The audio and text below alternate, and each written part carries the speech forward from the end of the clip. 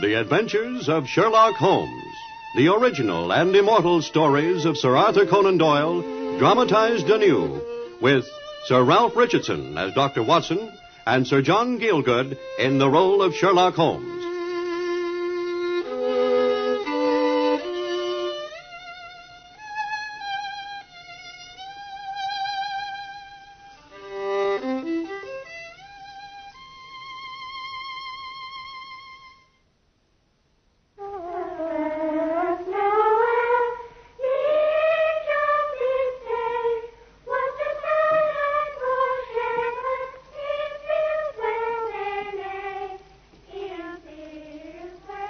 Christmas. Christmas in our London of the 1880s. With a sparkle round the gas lights and a glow on the hurrying passers-by laden with mysterious parcels.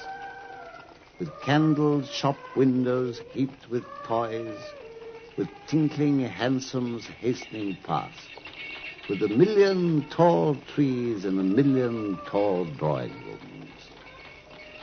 Christmas. And in the glow and glory of it, I called at Baker Street to see my old friend Sherlock Holmes. Compliments of the season, Holmes. Who? What? Who's that? Compliments of the season, Holmes. Oh, Watson, it's you. Good evening. How'd you do? Well, I must say that's a deuced cold greeting for the time of year. But don't you believe in the Christmas spirit? Yes, of course I do, my dear fellow. It's only that I'm profoundly engaged. My mind was elsewhere. Close the door, Watson, and come in. There's a confounded din from the street. Yes, that's much better. Sit down, won't you? Oh, of course, if you're engaged, Holmes, I'd better not stay. I've still some visits to make to my patients. No, of course. You know how glad I always am to have you, old friend, to discuss my problems with. Now, help yourself to a whiskey and soda, Watson. Oh, thank you. And just tell me what you think of that. Think of what? That. Hanging on the back of the chair there. I've been contemplating it for the last half hour. But it's only a hat, a simple, hard, black hat. Just so. You best sit down with me by the fire and tell me all about it. And I'll brew some punch. Excellent, Watson. You know where everything is, of course. And meanwhile, I'll tell you the tale of this hat, and I ask you to consider it, Watson, not as a battered old billycock, but as an intellectual problem. Well, let me find the nutmeg grater first, and I'm ready. Well, yes, here it is. Well, then, you know Peterson, the commissionaire at the hotel on the corner? But of course. Why? Is it his hat? No, his trophy. Huh? Trophy? Well, he found it. The owner is unknown. It arrived here, Watson, in company with a fine fat goose, which I have no doubt at this moment is roasting merrily in front of the Petersons' fire. Oh, well, a goose and a hat. No doubt the connection's obvious, but where do you put the lemons, my dear fella? Lemons? Oh, try the gazogene stand. No? Oh, well, then that hideous bamboo smoking companion that Mrs. Hudson will insist on sitting down beside the sofa every afternoon. Ah, yes, here we are. Well, now the facts are these, Watson. Peterson, who's a very honest fellow, as you know, was returning about 4 o'clock this morning from some small seasonal jollification and walking homewards down the Tottenham Court Road. Oh, stir the fire a bit, will you? My hands are full. Certainly, Watson. Of course.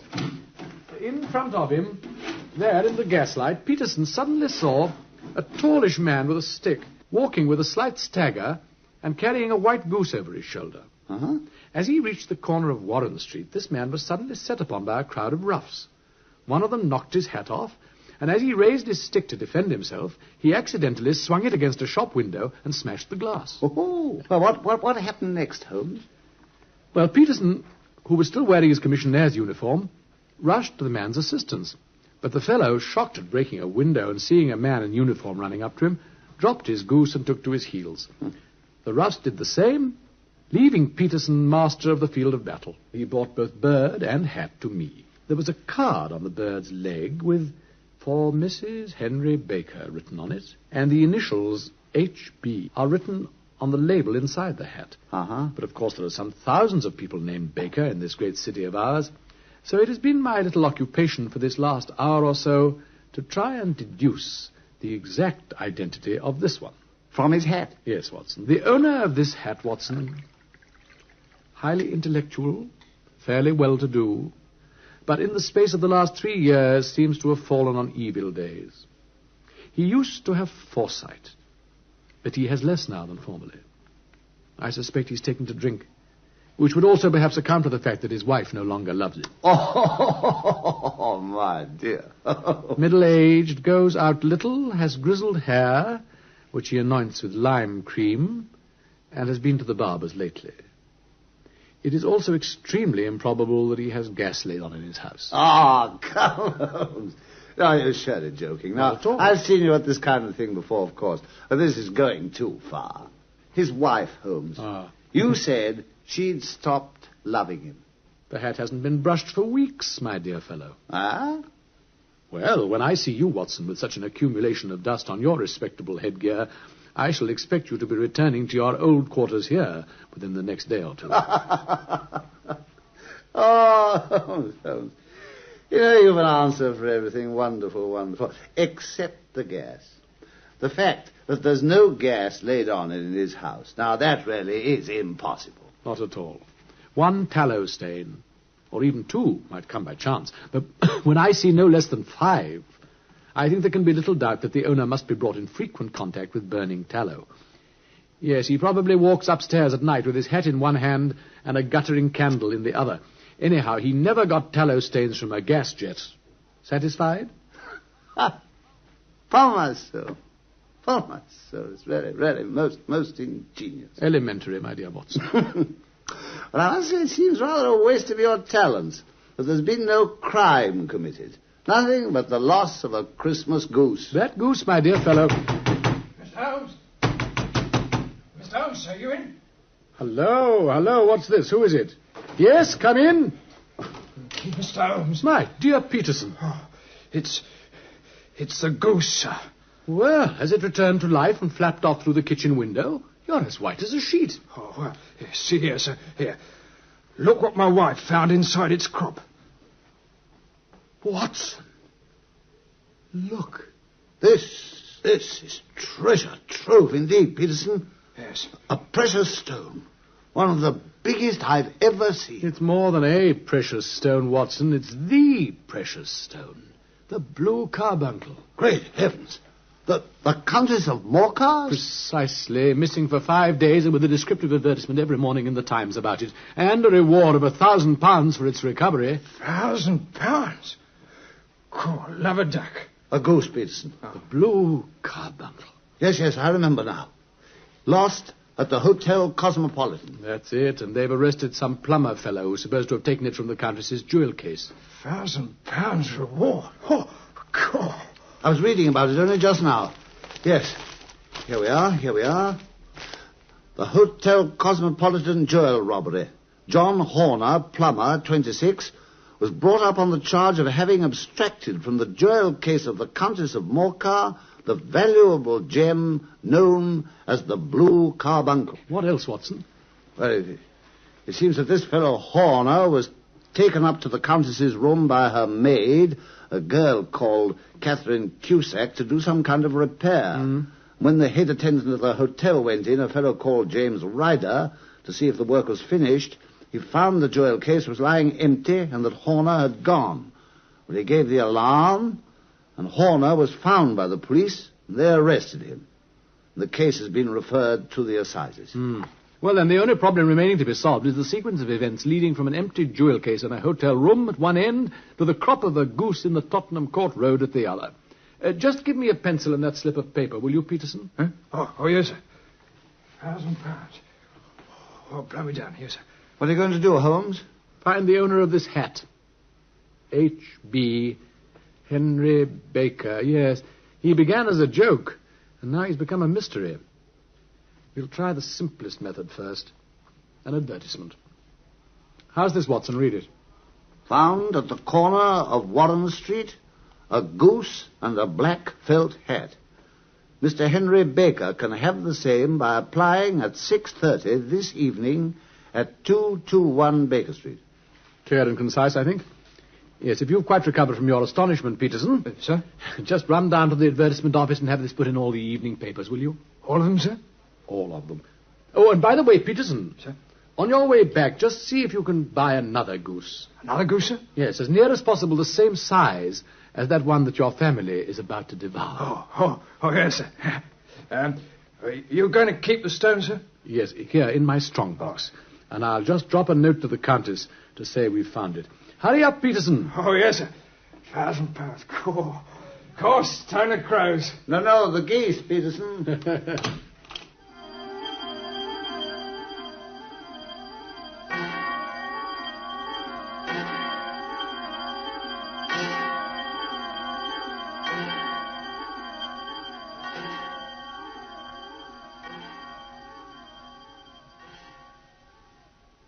Mr. Henry Baker, if I'm not mistaken. Do come in, Mr. Baker. Oh, thank you, sir. Sit down, won't you? Pray sit down. Thank you. This is my good friend, Dr. Watson. How do you do, sir? How do you do? Mayn't I help you to a whiskey and soda, Mr. Baker? Oh, thank you. I'll leave out the soda, if I may, Mr. Holmes. Oh, of course. You see, Watson. Congratulations, Holmes. The very man as you described him. I beg your pardon. Nothing, sir. Forgive us. A private matter. Now, Mr. Baker, you've come, haven't you, in answer to my advertisement. Is this your hat? This? Oh, yes, sir, undoubtedly. Then pray allow me to return it to you with my compliments. The bird, I am afraid, we've been compelled to eat. What? Oh, dear. Careful, Mr. Baker. You'll spill your drink. It was quite a necessity, I'm afraid, since in these modern days we seem to have lost the art of refrigeration in which our Elizabethan ancestors were so adept. However, there's this other bird here on the sideboard, to which you're extremely welcome as a replacement. That's uncommonly kind of you, sir. Not at all. Of course, we still have the feathers and the crop of your own bird, if you'd like to take them too. Oh, you're an honest man, sir, but the disjected member of my late acquaintance are hardly likely to be of much use to me. But I will have one more drink, if I may. Very small. Most certainly. Would it trouble you, Mr. Baker, to tell me where you got that uncommonly fine bird of yours? Not at all, sir. I'm a member of a Christmas goose club run by the landlord of the Alpha Inn near the museum. The Alpha Inn, Watson. I got it there in exchange for my weekly fourpences, which I've been paying since last April. Well, that's good value for 12 shillings, Mr. Baker, eh? Yes. I really am most grateful to you for your kindness, sir. I was set on by some roughs in the street, and I lost it. All's well that ends well, Mr. Baker. We were fortunate enough to find it, so here's your hat, and here is your new bird. Oh, I've put the old ticket onto it, the one that was tied to the other goose's leg, marked to Mrs. Henry Baker. Oh, how nice of you. I'm much obliged, sir. Well, not at all. A peace offering, Mr. Baker. A peace offering, sir, in point of fact, to my better half. Ah, quite. Good night, sir, and thank you again. Good night, Mr. Baker. Good night, sir. Well. So much for Mr. Henry Baker, Watson. Well, it's quite evident that he was innocent, of course, from the trap you laid. I mean, about the feathers and the crop. Yes, evident. I suggest, Watson, that we turn that proposed dinner of ours into a late supper. I'll tell Mrs. Hudson she'll forgive us. And in the meanwhile, let's follow up the clue of the Alpha Inn. By all means, Holmes. I confess I'm most intrigued. As I'm afraid we shall have to battle our way out through those infernal waits who are making night so hideous on our humble doorstep. Come, Watson, we've work to do this Christmas Eve.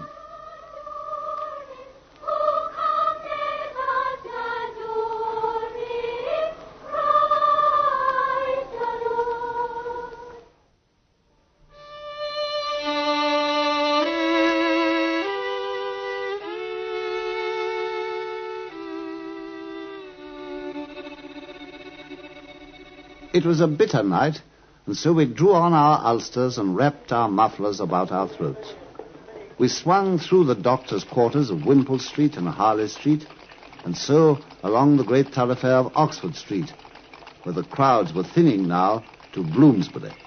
And there, in a forgotten corner, we found the Alpha Inn.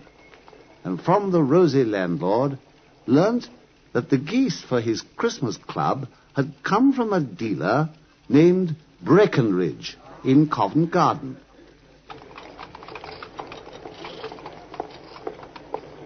Yes, here's the market, Holmes. What was the name of the goose dealer? Breckenridge, Watson. Yeah, there it is, you see? The largest stall of the lot. There's the name written up over it. Yes, just in time. They're closing up. Horsey-looking fella, isn't he? What's that you say? Horsey? Good for you, Watson. That fact might come in useful. Ah, good evening, Mr. Breckenridge. It's a cold night. Cold enough, I reckon. Glad to get finished. Sold out of geese, I see. Let's have 500 tomorrow morning. Ah, that's no good, I'm afraid. We want one tonight. Here, there's someone that stall over there with a gas flare. Now, excuse me, We sir. will recommend it to you particularly, Mr. Breckenridge. Oh, who by? By the landlord of the Alpha Inn in Bloomsbury. Yes, you supplied him with some incomparable birds, he told us. Where did you get them from, by the way? Now, look here. What exactly are you driving at, mister? Why, nothing, only that I wanted to know who sold you those geese. I'm dashed if I tell you then. You're another one to pester me, are you? Another one? What do you mean? When I pay good money for a thing, that should be the end of it, I say. But it's where are those geese, and who did you sell those geese to, till I'm sick of it. You'd think that lot were the only geese in the world, the way some folk keep on at me about them. Well, I can assure you that we've nothing to do with any other people who've been making inquiries, Mr. Breckenridge. In fact, all I'm concerned with is a little bet I've made. A bet?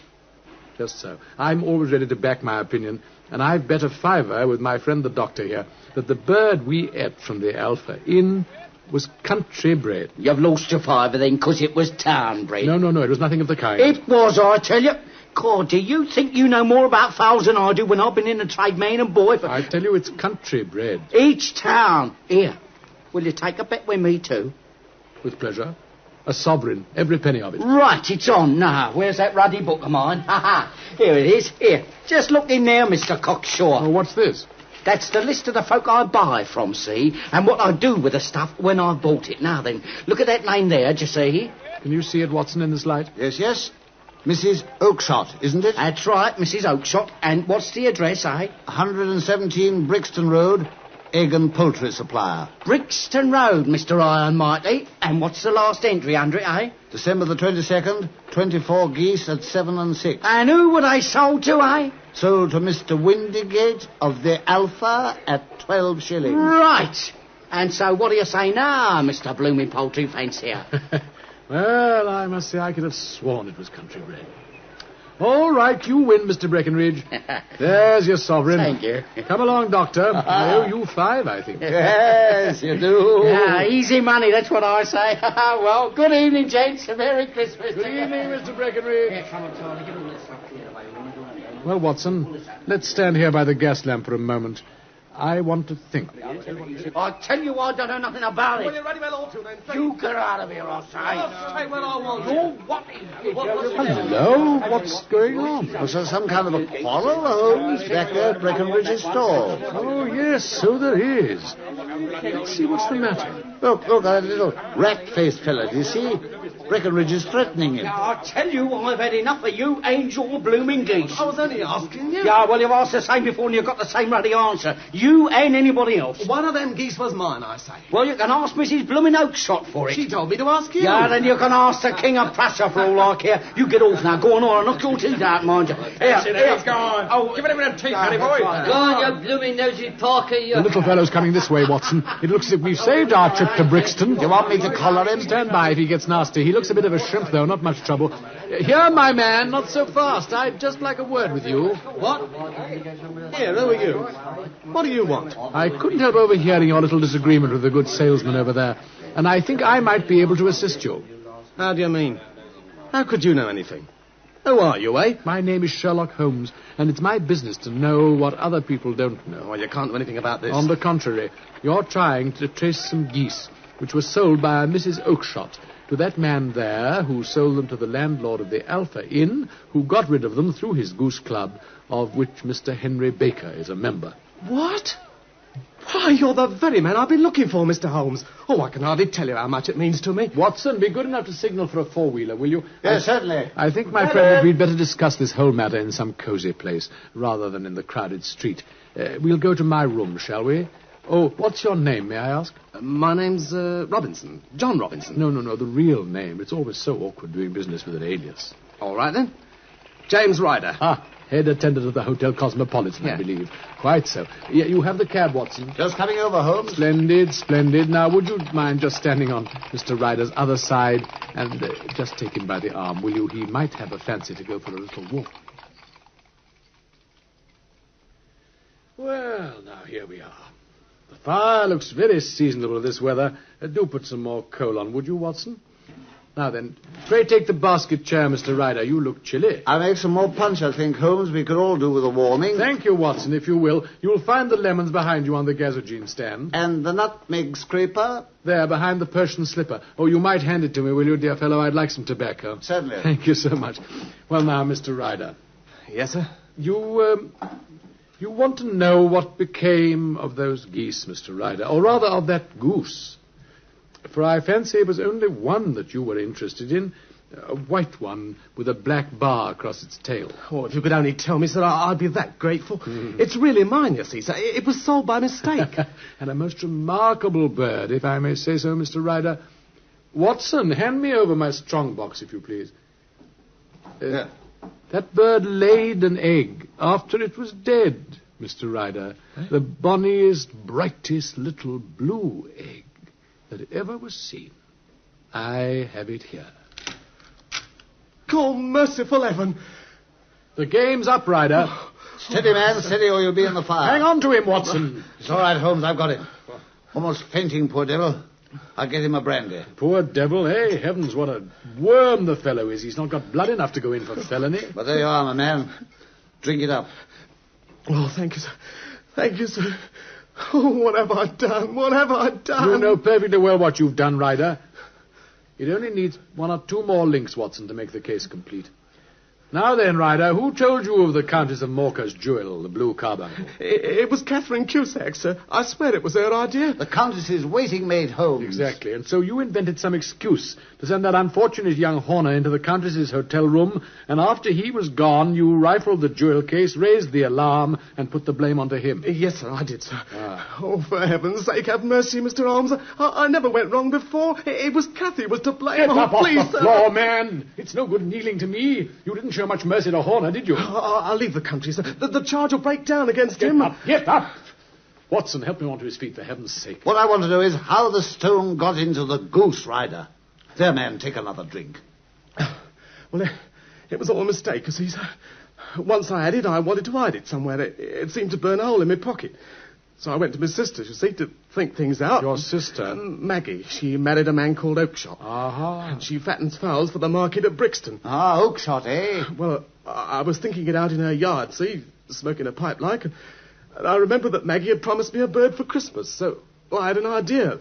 You forced the stone down the bird's throat? Yes, sir. Well, just then Maggie came out to see what I was up to, and the bird got free for a minute, but I went and caught it again, and Maggie and I killed it.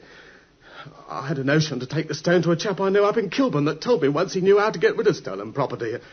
And I thought it would be safe from any search in the bird's crop, you see, sir, even if the police did take it into their hands to stop me. They weren't all that certain about Horner, you see. Ah, when you got to Kilburn, it wasn't there. No, sir, so I rushed back to Maggie. By that time, all the other birds had gone to market, see. There was two of them with barred tails, you see, sir. I'd caught the wrong one after it had got away. I've been at that stall at the garden ever since, trying to find out where it had gone. Oh, Mr. Holmes. Ah. Well, what are you going to do, Holmes? I'm not quite sure, but I think all things considered, it might be best to get out, Ryder. What? You mean? I mean, get out, man. Oh, heaven bless you, Mr. Holmes. I don't want to hear any more from you. Get out. Thank you, Mr. Get Holmes. out. Heaven bless you, sir. Well, a most singular and whimsical business, my dear Watson. Ah, my dear Holmes. Shouldn't you have turned him in? Well, when all's said and done, Watson, I'm really not retained by the police to supplement their deficiencies. As soon as I send the stone back, the case against Horner will collapse at once. There'll be no witness. But you're committing a felony, you know. Well, it's just possible that I'm also saving a soul. I don't believe he'll go wrong again. He's too scared. Besides, Watson... Well, this is the season of forgiveness, man. Listen. 12 o'clock. It's Christmas Day. Oh, pass me some of that delicious punch of yours, won't you? And tell me you forgive me, too. Forgive you? In heaven's name, for what? For being so surly yesterday morning when you offered me the compliments of the season. I return them now with all my heart. And here's your health, old friend, with my glass upraised. A Merry Christmas, my dear Watson. A Merry Christmas, Holmes. God save her gracious majesty. Amen.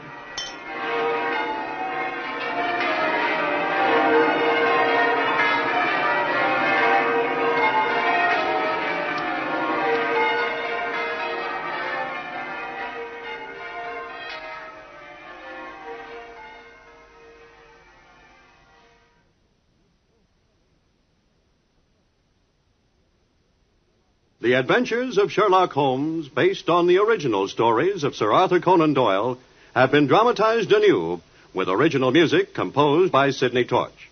Sir Ralph Richardson played the part of Dr. Watson, and Sir John Gielgud that of Sherlock Holmes. The program was produced by Harry Allen Towers.